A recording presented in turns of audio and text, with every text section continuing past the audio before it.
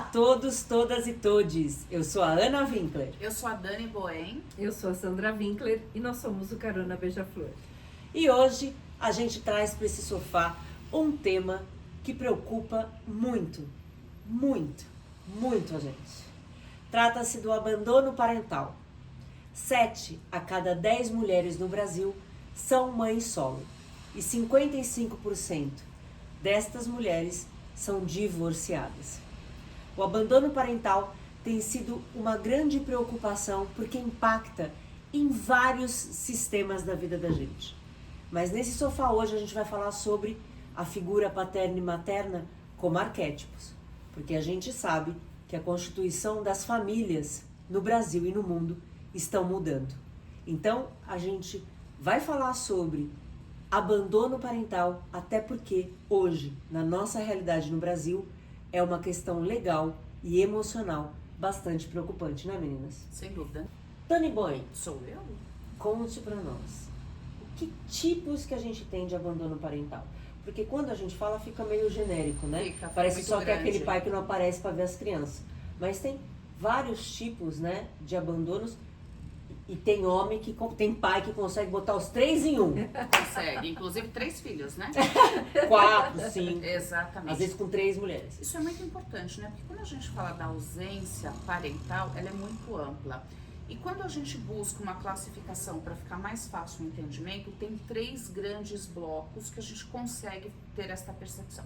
O primeiro bloco é o material, que é sim o financeiro, né? Quando este provedor, ele não apoia essa criança no que é item básico, item inclusive de higiene, item de escolaridade, de vestimenta, de alimentação. Maslow, né? Exatamente, essa parte aqui de baixo que este provedor não consegue e não quer apoiar esta criança. Depois nós falamos de um outro tipo, que é o intelectual. E quando a gente trabalha com o intelectual, não é só apenas a escola, é o quanto essa ausência da figura paterna ou da figura parental, a falta dele gera uma insegurança, gera para esta criança uma condição de não mais olhar para as tuas necessidades. Então é aí que entra a questão intelectual, quanto essa ausência tem uma perda para esta criança. E por fim, a gente está falando do afeto, do afeto por si só. O quanto esta criança, com esta ausência, vai se tornar um adolescente, um adulto com vários traumas, com muitas inseguranças, com uma dificuldade grande de se conectar com o outro. Afinal de contas, lembre-se, ele não teve o amor daquele que deveria protegê-lo, ele não teve o contato daquele que, por tese, deveria assegurar os direitos básicos dessa criança. Em quem que ele vai acreditar? Então ele torna-se aí um adolescente e um adulto bastante inseguro em todos os campos da vida dele. São os principais tipos. E é interessante, né, Dani, que quando você fala, por exemplo, do abandono, né, financeiro ou de material, a gente está falando que no Brasil, segundo as estatísticas atuais, a gente tem mais de 40% dessas mães solos ganhando até 2 salários mínimos. Isso representa que elas ganham 39% a menos do que um casal. Né? E aí quando você fala de escola, né, vamos falar só de escola, com uma dificuldade que essas mulheres têm na rede de apoio, Sim. de trabalhar, levar o filho na creche, pegar o filho na creche, conseguir uma vaga na creche, né? Então, e essa parte afetiva que fica para a mulher toda essa responsabilidade. Sandra, por que essas mães, né, são cobradas socialmente ou se cobram de serem mães solos e únicas provedoras desta criança? Eu acho que numa primeira instância, né, a gente pode falar da cultura machista, né, de que a mulher nasce com esse instinto materno e o homem não, né? Então a mulher nasce para ser mãe, é criada para ser mãe, né? Tem uma coisa natural de já amar o seu filho antes dele existir, né? E o homem não tem esse preparo. Então, na verdade, isso é um pensamento bastante machista, né? Quando a gente entra no campo dos sentimentos e das emoções, não existe essa coisa de é diferente para o homem e para a mulher, né? Então, eu percebo que, primeiramente, a gente tem que desconstruir de que amor é uma coisa mágica, que acontece, né? É uma reação do corpo. Um filme da Disney, né? Aquele romance, moça. Reação do corpo é emoção. E quando a gente fala de amor, a gente está falando de construção, né? Então, eu sou mãe de 2 filhos e falo, nossa, quando nasce é uma grande emoção, né? De você estar ali, dar à luz a uma criança. Mas hoje, que são adultos, posso dizer que a gente pensa, né? Não posso amar no mundo, né? Mais do que eu amo meus filhos. Pode! O amor vai crescendo. Primeiramente, o auto-amor é bom, né? E depois você consegue amar vai o outro. construindo, né? Mas isso é possível para todos, né? Este amor. Se a gente não consegue se amar, né? Se a gente não consegue se autorregular, se não conseguimos reconhecer as nossas emoções, como nós vamos prover isso para os nossos filhos? Uhum. Né?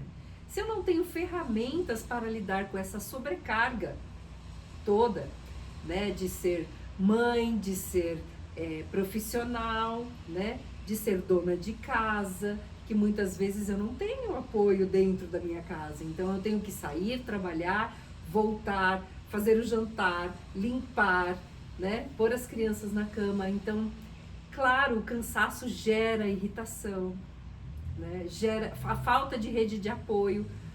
Então existe uma série de emoções aí que eu não consigo regular em mim, né? E acabo extravasando aonde é possível extravasar, porque eu não posso fazer isso com o meu chefe.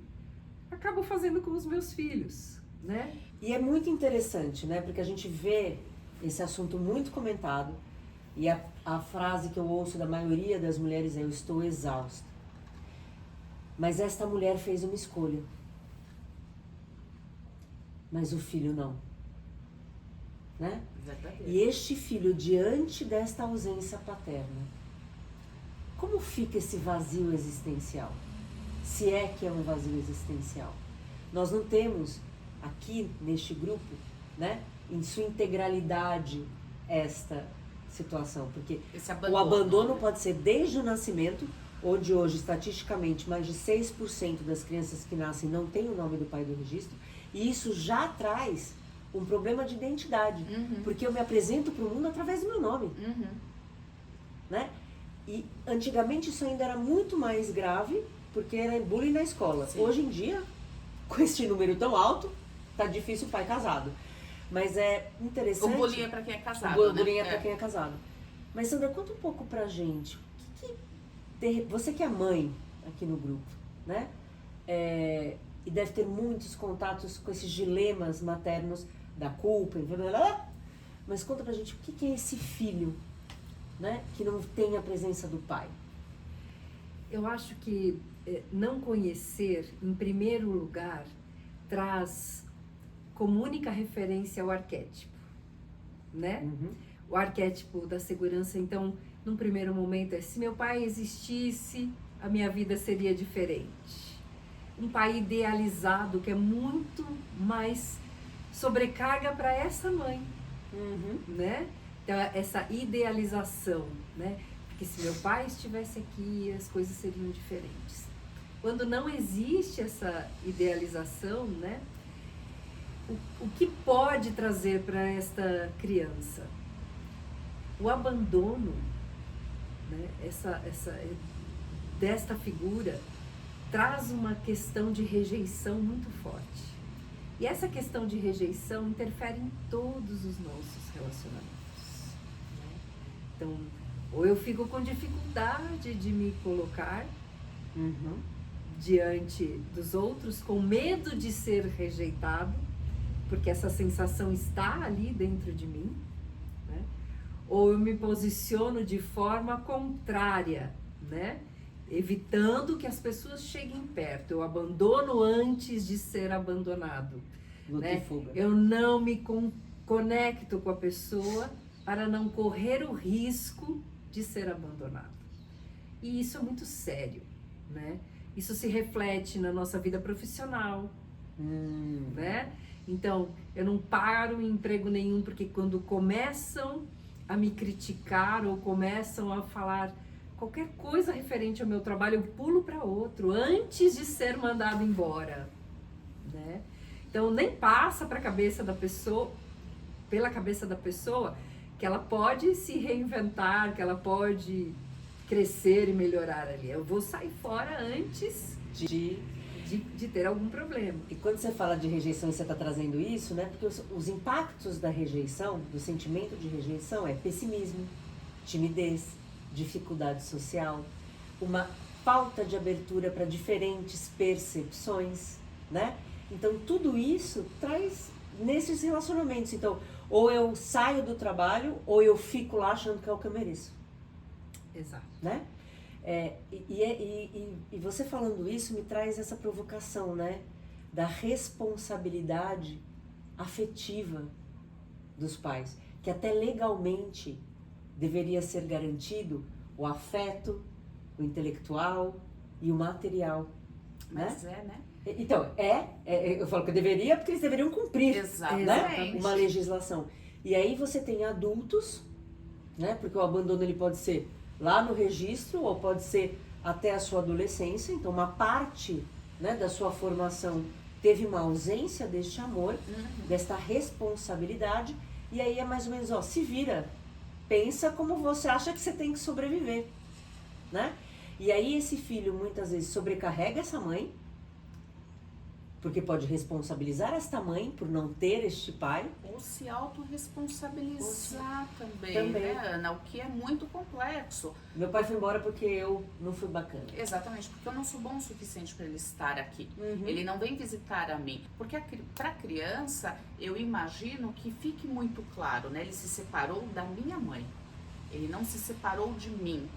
Mas para a criança é muito fácil ter essa ideia. E não para o adulto, que não tem a percepção que o rompimento foi com a mãe, a progenitora, e não com a criança. E que ele é responsável por essa criança. E existe uma postura materna nesse sentido, de não querer falar sobre o assunto também, né? Primeiro porque acha que a criança não vai entender. Segundo porque é uma ferida. Porque o abandono também foi dela. Foi. Muitas vezes. Com certeza. Nem em todos os casos, mas em grande parte dos casos. Então, nesta ferida, eu vou possibilitando a criança fantasiar. Se ela não sabe o que está acontecendo, ela vai fantasiar. E aí a primeira fantasia é sempre: a culpa é minha. Sim. Né? Sim. E o autoconhecimento, ele é importantíssimo, porque nós precisamos quebrar este padrão. Não é porque eu fui abandonada na minha infância e eu não recebi o amor parental na minha infância que eu devo colocar uma criança no mundo e exercitar esse mesmo sentimento pelo qual me regeu a vida inteira. Eu preciso me autoconhecer para não repetir, porque, de novo, eu coloco uma criança no mundo para que eu não cuide dela. E tem uma coisa, Dani, que você está trazendo, mas que eu acredito que seja muito importante, e as minhas experiências em consultório trazem bastante isso, que é resignificar, que é o que é muito difícil para quem é rejeitado. Você olhar este pai como um ser humano. Sim. Que muitas vezes muito bem lembrado, também não teve este amor. Então é uma réplica.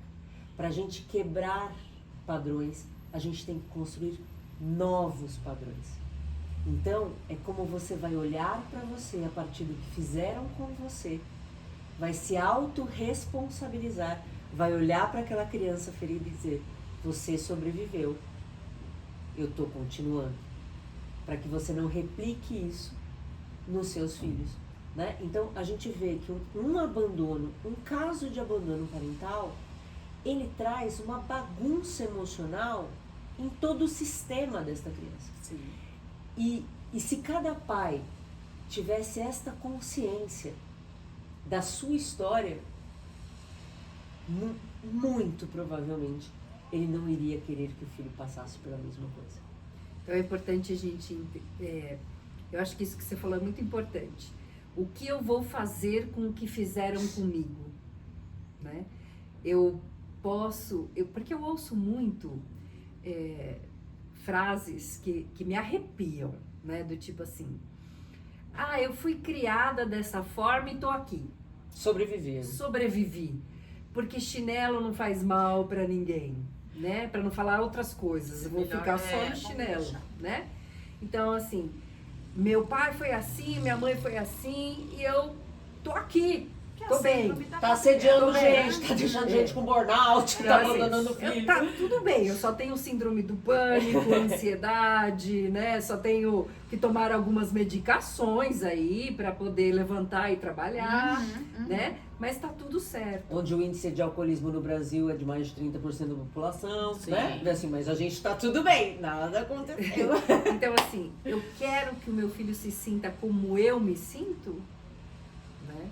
Então eu quero que ele tenha esta insegurança em relação ao mundo, essa agressividade em relação ao mundo, esses medos todos gigantescos que eu tenho, né? Claro que nós devemos sim valorizar a nossa história, devemos sim reverenciar os nossos pais por terem feito o melhor que eles sabiam fazer, né? Isso é muito importante, né?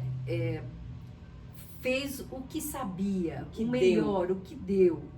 E nós estamos aqui, eu sou muito grata por ter chegado até aqui, toda a história que eu vivi. Mas será que eu quero que o meu filho passe por essa mesma trilha, né? Será que ele pode aprender de outro jeito, né? Com amor, com segurança, né? Com acolhimento, com alfabetização emocional, também. Porque eu fico imaginando essa criança com essa dor, sem ser olhada, e que muitas vezes fazem este adulto tomar decisões, muitas vezes extremistas, de abandonar a si ou ao outro, né? Então esta parte que você está trazendo é uma parte muito importante, de olhar para aquela criança e entender que ela precisa de afeto, seja ela o seu filho, do seu companheiro que abandonou, ou seja você, naquela situação em que você também se sentiu abandonado. E aí você sempre traz, né? A máscara é sempre primeiro em você, para depois no outro. Porque o vazio existencial e a dor da rejeição e o medo o tempo inteiro de ser abandonado paralisa. E este é uma das principais, ou não, uma das piores sensações que a gente pode ter na vida. Eu não vou pra frente. Nada vale a pena. Porque ele dá um gancho para outras sensações, né? Como a Sandra disse, o primeiro sentimento tá aqui, né? Que é esse abandono. E aí quando você sofre esse abandono, você paralisa e outras emoções. É um fio condutor que liga para outras sensações e para outras emoções que paralisa este adulto, sem que ele tenha essa percepção. Você falou fio do condutor, mas quando eu pensei nos fios tudo desencapado, né, Dani? Uma caixa com fio tudo desencapado, porque você não consegue nem chegar ali. É um prejuízo muito grande, né? E o que eu, mãe, posso fazer, né? Então, assim, qual que é o meu papel se essa figura paterna abandonou o posto, né? Então, eu posso estar regulada, primeiro me conhecer, né? Buscar a minha criança ferida, né? Acolher, que hoje eu tenho ferramentas para me amar, me respeitar. Então, eu não preciso mais que alguém faça isso por mim. Né? Então, hoje é possível ter essas ferramentas para se nutrir emocionalmente. E estando nutrido emocionalmente, vou nutrir o meu filho, né? E assim, nunca vou exercer o papel daquela pessoa que foi embora, mas eu posso prover a ele aquilo que ele precisa para crescer mais saudável. E se eu... Olha... E se eu fui um adulto abandonado, eu também posso me regular nessa, eu também posso entender, Ana, onde estão os meus gatilhos. Eu posso buscar essa compreensão, porque está me fazendo mal enquanto adulta. Me gerou inseguranças, me gera medo, me gera pânico, me gera uma série de síndromes. E eu preciso entender onde estar. E já que eu não tive um pai presente para me olhar, está na hora de eu começar a me olhar. Para que essa dor seja amenizada e para que o futuro fique mais aberto. Para que eu possa construir relações que sejam mais verdadeiras, inclusive partindo de mim, porque a todo momento eu estou correndo das coisas que dão alicerce, porque eu não tive, eu tenho este medo, mas que eu possa então nesta vida adulta me abrir para isso. Então também preciso me regular, né? E é interessante porque essa autorregulagem, né, que traz para a mãe uma consciência de que ela não precisa colocar um substituto para este pai. Porque quando ela coloca alguém para substituir esta figura, ela deslegitimiza a dor deste filho. Ela desconsidera, né? Então ela, vamos colocar uma outra figura aqui, que aí fica tudo bem. E não fica.